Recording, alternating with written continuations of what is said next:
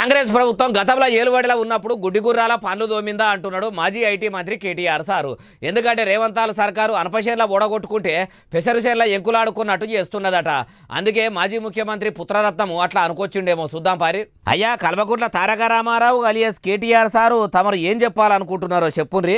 ఎవరైతే పర్మిషన్ ఇచ్చిండ్రో ఆనాడు, ఎవరైతే అధికారులు, ఎవరైతే ఆనాడున్న ప్రభుత్వాలు, ఎవరెవరైతే ఈ ఆక్రమణలను, మీరు ఈరోజు ఆక్రమణలు అంటున్నారు కదా, వాటిని ప్రోత్సహించిన వాళ్ళు ఉన్నారో మీ ప్రభుత్వాలే గతంలో, వాళ్ళ మీద చర్య తీసుకో.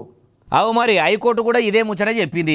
అనుమతి ఎట్లిచ్చిర్రు, ఏం కథ, వాళ్ళు ఏ ఆఫీసర్లు, ఎట్లా పర్మిషన్లు ఇస్తారు, ఇప్పుడు మళ్ళా పేదల ఇండ్లను కూలగొట్టేందుకు ఎందుకు పోతారు అని రంగనాథ్ సార్ను కూడా న్యాయస్థానము కోర్టుకు వెలిసి 4 సొట్ల పెట్టి నెత్తి మీదికెళ్ళి సుత్తెతోని సరసుడు ధరిస్తే హైడ్రా పెబ్బ నెత్తి బొప్పిగట్టి బోర్డ్స్ కూడా వచ్చినంత పనాయే. గరీబుల ఇండ్లు కూలగొడితే ఏమొస్తుంది? కాంగ్రెస్ సర్కారు కూడా పుండో దగ్గర ఉంటే మందో దగ్గర పెట్టినాడు చేసుడు కూడా కరెక్ట్ కాదు. అవుగాని ఇప్పుడు బఫర్ జోన్ల ఇండ్లు కట్టుకున్న వాళ్ళ ఇండ్లు కూలగొడుతుంటే కేటీఆర్ సారు పేదల మీద బాగానే ప్రేమలు ఒలకవస్తుండు. మరి మల్లన్న సాగర్ల ఇండ్లు మునిగినోళ్ళు గోసలు చెప్పుకుంటుంటే ఎందుకో అప్పట్లా పట్టించుకోలేదు.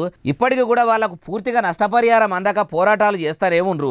అప్పుడు కూడా వాళ్ళ అయ్యా కేసీఆర్ సార్తో కూడా మాట్లాడి బాధితులకు తగినంత పాయమాలు ఎందుకో ఇప్పియకపాయే.